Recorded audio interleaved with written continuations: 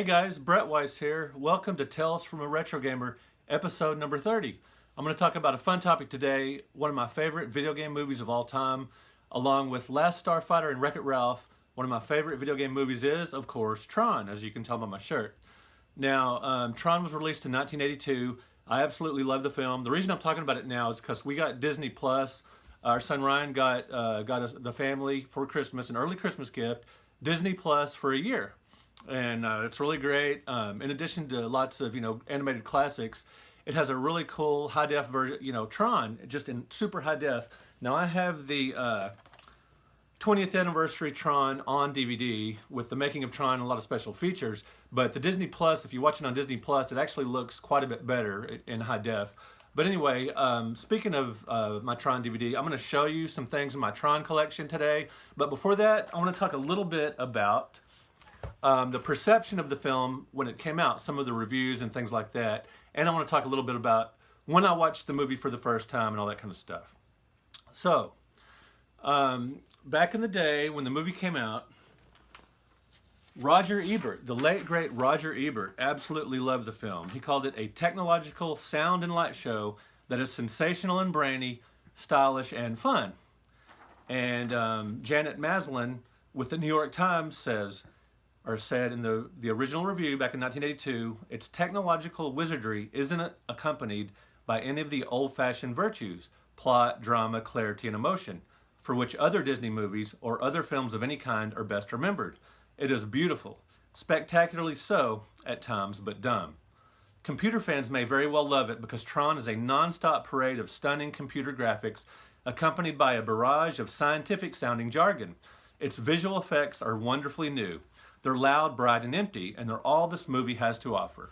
Now, I've read a lot of reviews of Tron that, praise its visuals because they were groundbreaking at the time and they hold up extremely well today.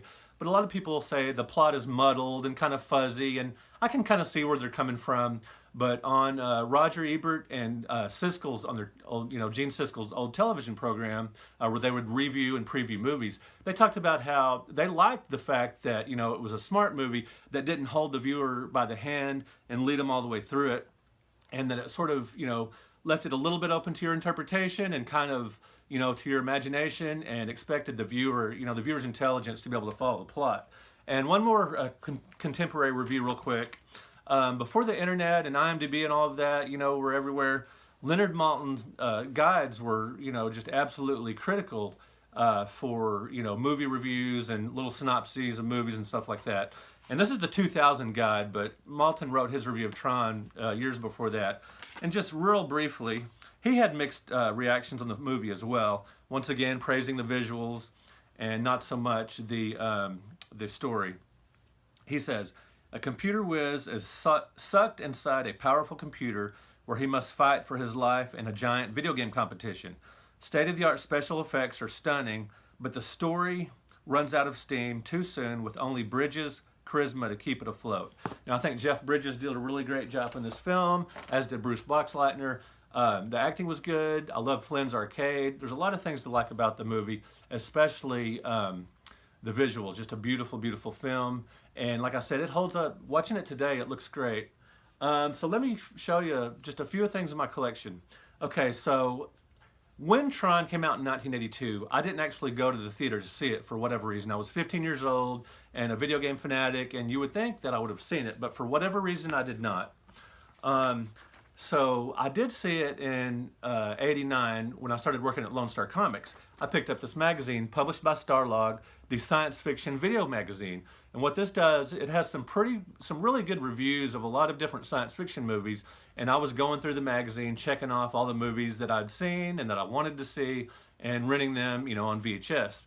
And one of those was Tron.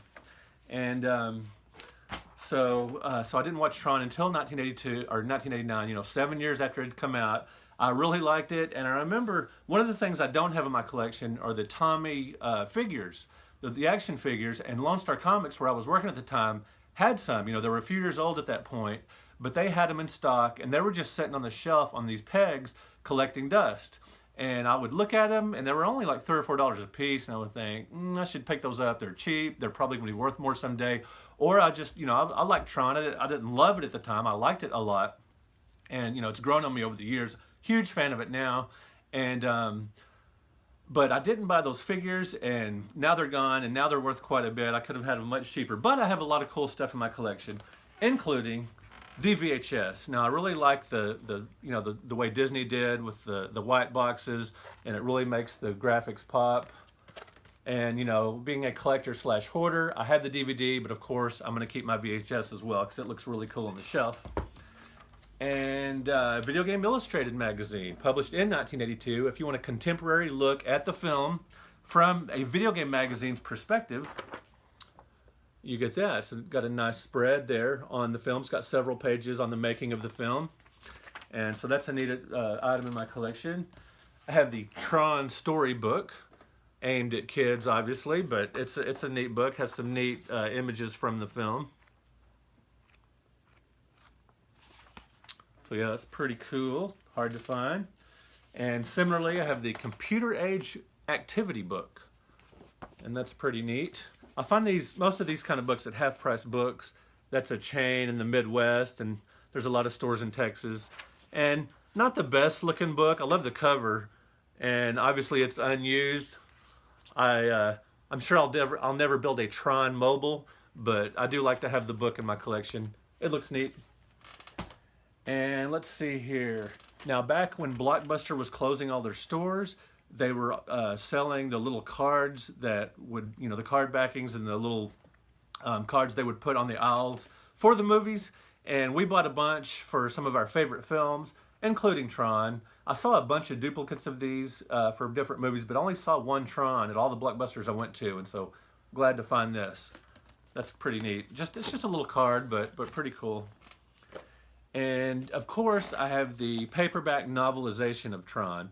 Now, one thing about this book that I found interesting, I see this book from time to time at Half Price Books in their science fiction section, or their nostalgia section, or their media time section, and it does have you know, some photos, including some color photos from the movie. Yeah, the photos are in color. But the thing about this movie, I never find it without the spine bent. So whoever buys this book always at least looks at the photos and reads it pretty thoroughly, because I've never seen one without a broken spine. I've never seen one in mint condition, and usually the cover's pretty scuffed up as well. But this is the best looking copy I've ever found. And I've bought and sold several copies of this book over the years, and that's the best looking one I've found. Now, of course, we're not going to talk about Tron without talking about the video games. I absolutely love the arcade classic video game, which I don't have in my house, but I do have Tron 2.0 killer app for the Game Boy Advance. Nice little flap box there. You can see it comes. Now, I'm mostly in this video just going to be talking about the original Tron film. You'll see I have some stuff from Tron Evolution as well, but I'm just talking about the original film today. But I did want to mention this game because it does have the original arcade game of Tron as part of it. You know, it's included with the game, which actually play on my Game Boy player for my GameCube. Now, the Game Boy player for the GameCube, you can play Game Boy Advance games on your TV set. It's kind of like the Super Game Boy for the Super Nintendo, but it's, you know, a generation down the line. Lets you play the Game Boy Advance games on your Game Boy, on your GameCube. And it's a really, you know, it's a pretty good version of Tron, the arcade version of Tron that you can play on your TV. So I like having that in my collection. I'm not going to show you all my Tron video games. I'm just going to show you the ones that I have in boxes. I've got Tron, Mazotron for the Intellivision. And my favorite Tron video game for the home is Tron Deadly Discs. And when I have a game that I really like a lot, if there's a particular game I like a lot, if I find a factory sealed version of it for cheap, which this one was only about, I think I paid $8 or $10 for it at a show. I bought this and it is factory sealed. I'm going to keep it that way because I do have the separate cartridge that I can actually play. So, so those are the games I have in the box. I've obviously got the cartridge as well. Another thing I have is a Tron Joystick for the Atari 2600. Now, it's not the best controller in the world for, you know, the 2600. I would rather use just the original or maybe a Wiko joystick, but it does look great on the shelf, and it's the M Network. You know, Mattel made games for the Atari 2600 under the M Network design, including Tron, some Tron games, and so there's the the joystick for that. Pretty hard to find, but I only paid 10 bucks for it at a convention about, maybe a couple of years ago, so that was a nice find. Now, I'm going to save the best for the last. That's a Tron Press Kit. But before that, I want to show you my Tron laser discs. So, predating the DVD was the laser discs, and they look like record albums. They're really great for display on your wall. The quality was really good as well, much better than VHS in most cases. And this is just the standard edition laser disc. But I also have Disney's exclusive archive collection of Tron. Now this is you can see how thick this is. It's really nice. And I got a really great deal on this at a Dallas comic book convention. I think it was Fan Days or Fan Expo. Half Price Books was out there set up, and they had this for $40, which is a good deal. But they had another one for just $10, the exact same deal. And so I asked him about it, and I said, so this one's 40 and this was 10. And he said, okay, well, he just gave them both for me for $10 a piece. I sold one for around 50 or 60, and I kept this copy. Never gonna sell this. It's really beautiful, really nice. See the slipcase there. And it comes with a booklet.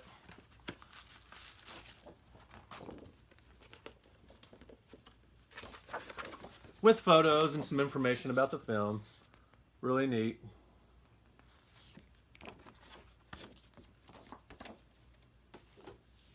And it's got a couple of discs. It's got special features and everything. And the rest is just packing material. Anyway, that's really cool. So, in addition, forgot to mention these, I have the Tron trading cards. Now, my mom actually bought me this set about a year ago at an antique mall nearby. I never bought any packs of the cards back in the day, but I now have the whole set, thanks to my mom. And what's neat about these, in addition to photos, you've got photos from the film with puzzle pieces on the back. But the sticker cards actually have information about the Tron arcade game, which is kind of cool. Like just info on how to play the game and whatnot. So anyway, it's a neat card set. And I grew up collecting Kiss cards, Elvis cards, basketball cards, and all that kind of stuff. But for whatever reason, I never had the Tron cards, but now got a full set, which is pretty cool. Now, last but certainly not least, is a Tron Press Kit. Now, these were sent out to newspapers, TV stations, magazines, and all that kind of thing when the movie was being marketed and sold, for distribution and everything. And this comes with, press releases and all kinds of information about the film. And you can't mention Tron without Cindy Morgan. She did a great job as well. Obviously very attractive. I met her at conventions before. Cindy Morgan, really nice. She was great in the film as well. And the press release kit comes with black and white stills from the movie. So I'll show you a few of those. Jeff Bridges obviously was great in the movie. And here you've got Tron himself, played by Bruce Boxleitner, who many of you would know from Babylon 5. So these are really neat. Got the light cycles. Be nice if these were in color, but these were, largely sent out to newspapers, and most newspapers would print in black and white. And the great David Warner as the mastermind, the evil genius.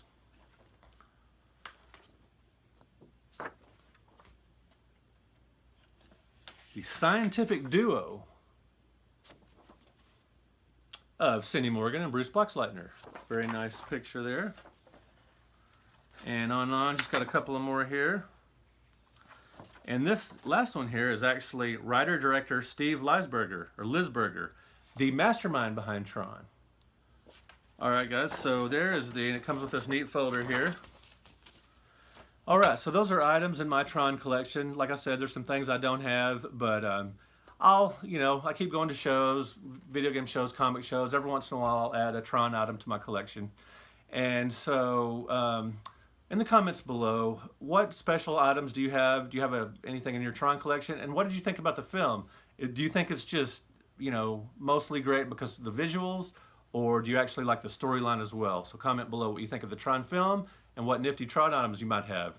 Speaking of comments, last week I did an episode of Tales from a Retro Gamer on things I was thankful for, and I asked you guys, what are you thankful for, gaming related?